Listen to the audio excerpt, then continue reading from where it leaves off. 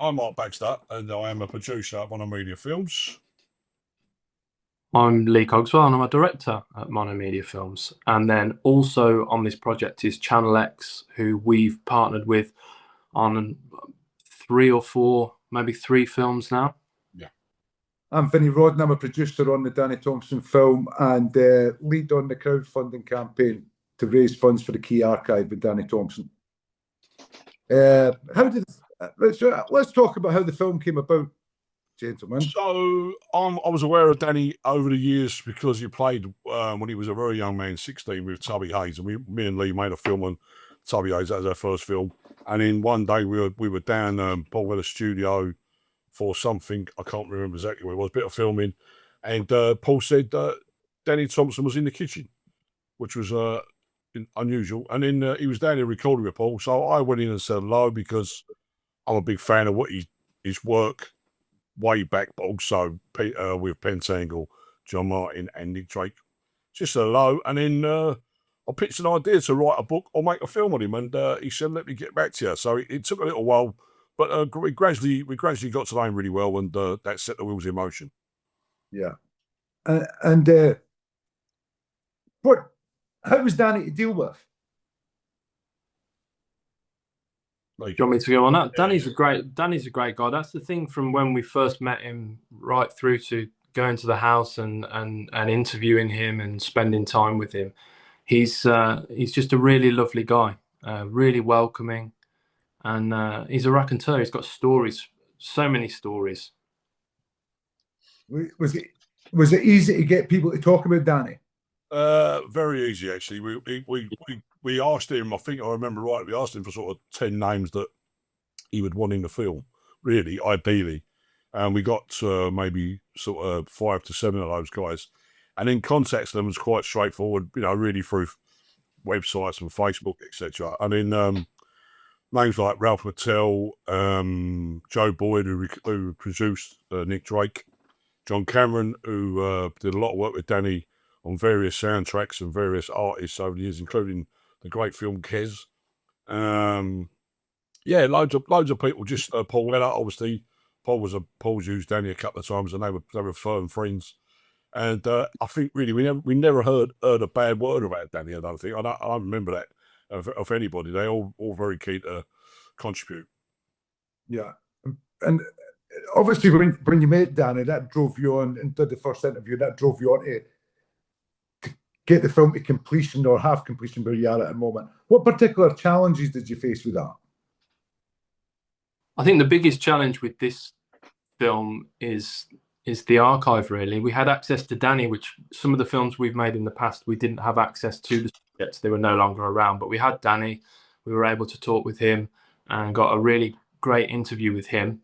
We then went on and got all of the other interviews, and we pieced together an edit that was kind of told the story but wasn't a complete edit, and we then showed that to Danny and filmed him as he watched it, and he kind of reacted to that, and that was kind of the second day of filming with Danny. So all of that was really straightforward, and putting the film together was really straightforward. But because this film's not isn't commissioned, it's been made as a passion project with a little bit of private investment. It's been made on a small budget, so the biggest challenge comes from that, in the fact that we want to populate the film with as much archive and as much footage and photographs and music of Danny's as we can, but that comes at a cost. And so yeah, it's an easy story to tell. The film is a celebration of Danny. The challenge is populating the film, really. I suppose one of the challenges must be that how much music Danny contributed to so many artists over the decades that he was in the music business. Yeah. No, go on, Max. Go on. Oh, sorry. I don't think we even knew really how many he worked with over the years until he started talking to him.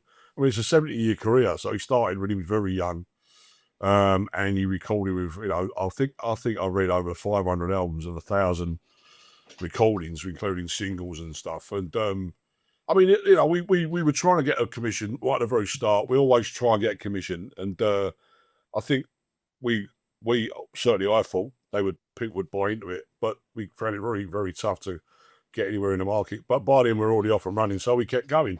and then it becomes a battle then really to get a really good film together, and then find the money to put the archive in.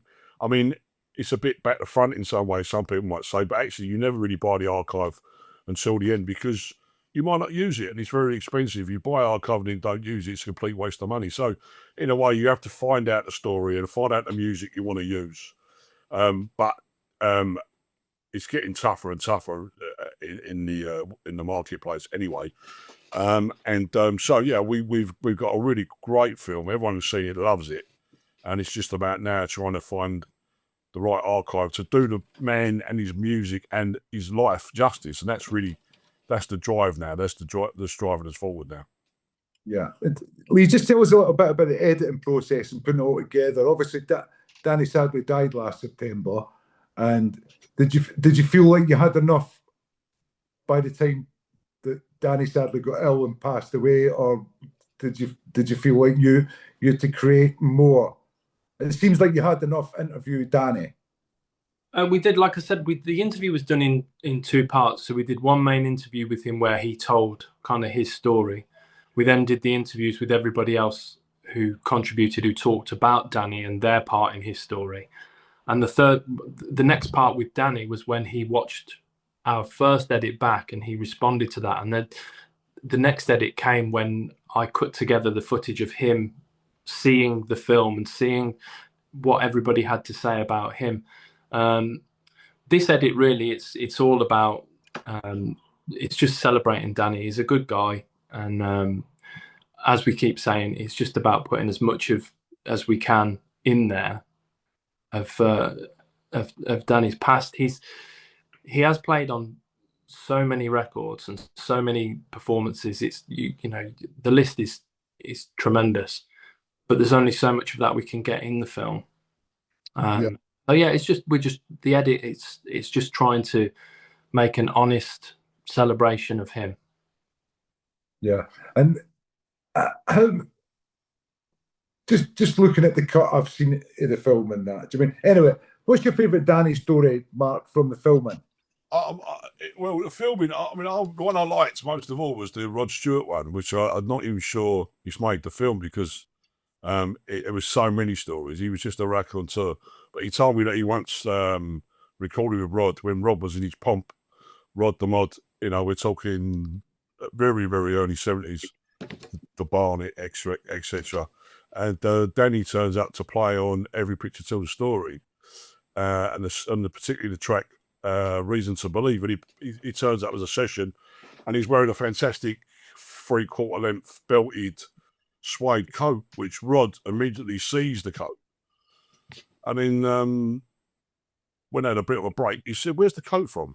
And Danny said, "I got off to rent in the motor." Danny was a bit of not only a folkie and a great bass player, he also managed to make money elsewhere. And he was a proper southwest London, so I'm southeast London, but he had that sort of side to him that things fell in his lap and he would make the most of that opportunity. So he took Rod round during the tea break to sell him a coat.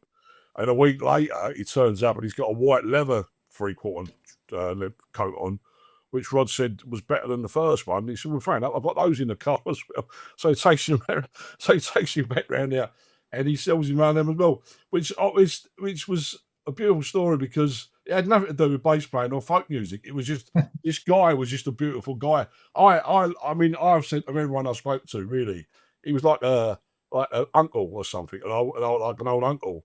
He was such a full of stories, funny man, but you could see underneath that was a massive talent, which he took the work very seriously, but he never took himself seriously, and that I think is something a lot of people could learn something from. He liked to laugh, but when it come down to recording, he would lay down stuff like Riverman for Nick Drake, and it's just timeless. That work is timeless, and that is the mark of the man.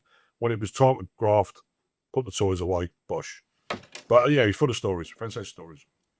And he's playing, there seems to be a lot of emotion in it, which is just runs through all his playing. Just that emotion. He finds an inner kind of emotion for me. Yeah, I mean, I'm sorry.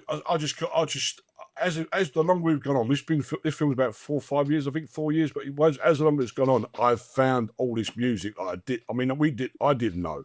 I was diving in with Dick Drake and John Martin and Pensago and hoping for the best. Then you start realising the body of work, and then you hear the playing, and it's staggering. I've even that album, whatever he put out, in the 80s, there's a track on that, and that bass playing, I must have listened to that track about 50 times. It's just incredible work. It's like, what is this? It's almost not like a double bass.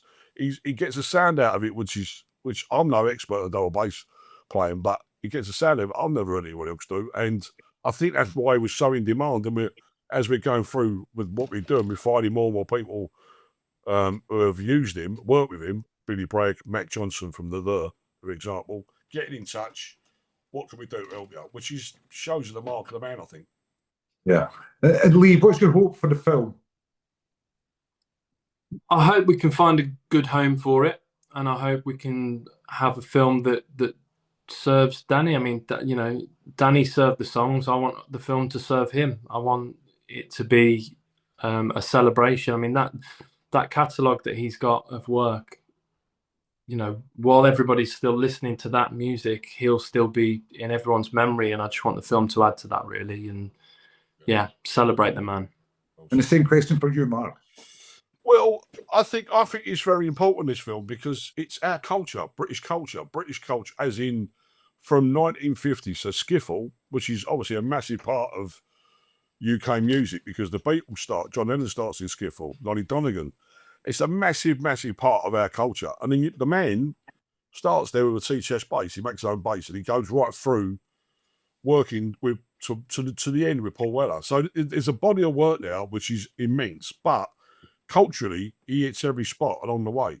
So skiffle, pop, jazz, folk, new music, new wave music, classical music, African music, world music, whatever the phrase is. He hits every genre along the way. One man, one bloke out of southwest London. I think that is an amazing story, and I think it's a shame that it's not celebrated easier or more than what we're finding out. We've made it, and we found this stuff out, so we're a bit in front of everybody else. But I think it's a real shame that there's not more stories like this told. There used to be.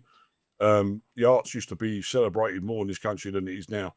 But that's why we've picked up films along the way, like we've made Tubby Hayes, John Simons, Peter Blake, etc. Because we like those people, and there's an element to them that isn't being celebrated anywhere else, but we can see anyway. So we've done it again with Pauline Boaty. We've made a film on Pauline Boaty, which also you were very involved with, Vinny.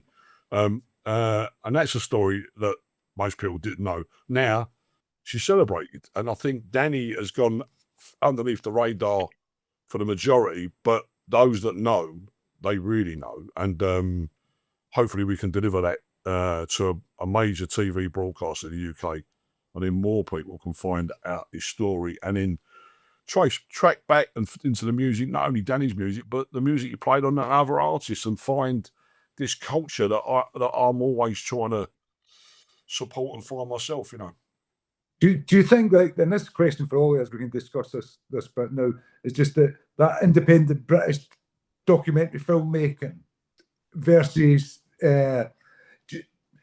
let's phrase that another way, as British independent documentary filmmakers, do you think the way it's heading now is that we will have to rely on places like crowdfunding campaigns, Kickstarting campaigns, obviously private investors is who you know and just luck. But do you think the winds are heading that way, that people like us making films will have to be supported from the public? I think, probably so. I think unless you're making a film on something very mainstream and current, I think you really struggle to get the support of the broadcasters or the streamers. We've certainly struggled. This film wouldn't exist without a handful of private investors, and now this crowdfunder. This film's been made and funded by people who have just who have a love for Danny rather than corporate business people who are looking at, you know, what's going to bring in the most numbers. Yeah, I always say I'm 64 this year. I grew up in the 70s watching omnibus 40-minute South Bank shows on people I had no idea who they were, not a clue.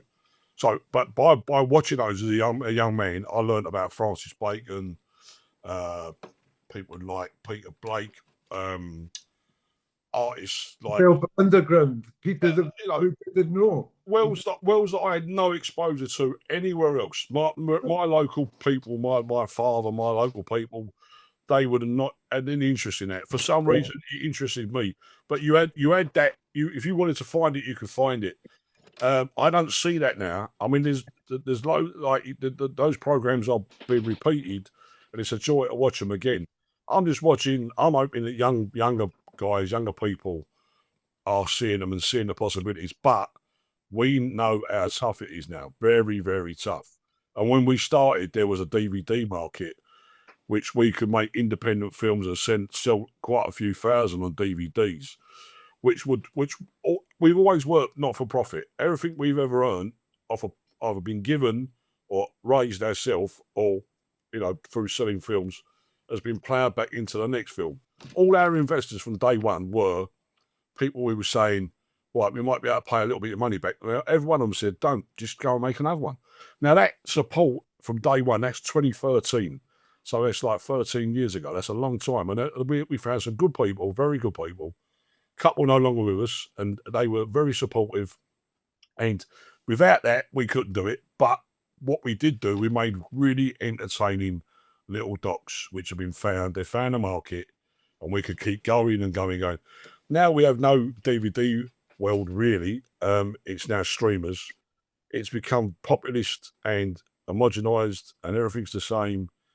And it's very hard to find the maverick filmmakers in there. They're in there, and they'll probably put it on YouTube or, you know, Instagram, and not really worrying about trying to make any money. And that's the reality. But how long can you do that? I don't know how long you can do that as, you know, working people. So yeah, it's a real shame. And all we can do is what we can do and leave something behind. And if this is the last film we do like this, like an archival driven documentary, then it's not a bad one to go out on. No, I mean, I think both of you should be very proud of yourself, what you've achieved in your 13-year Thank you. partnership. And hopefully this film can get, with the support of the public, because what I've noticed with leading up the crowdfund campaign is I think up to date there's 117 supporters of that.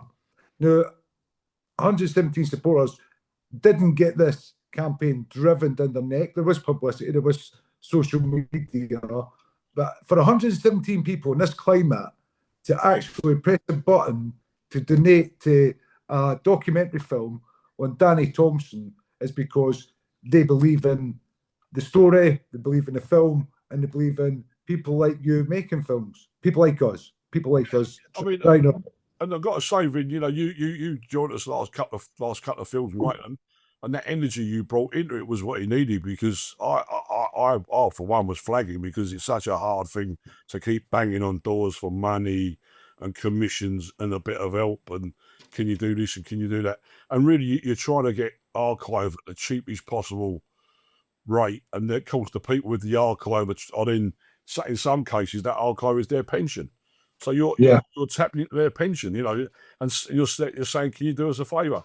And I mean, on this film so far, we found some help through the archive, because people, again, the people with the archive love Danny. His personality, his character is what's overriding his film. It's the man himself is so well loved amongst a real disparate group of people. You know, amazing punter in the street to world-class musicians, and they all go, Danny, man, he was the greatest. So you get the same vibe of everybody who come across him, whether they saw him in concert or they worked with him. So we've tapped into that, and we are gonna. We always said we'll show it somewhere. We know where that'll be. We're yet to find out. But I think, as you say, there's a groundswell.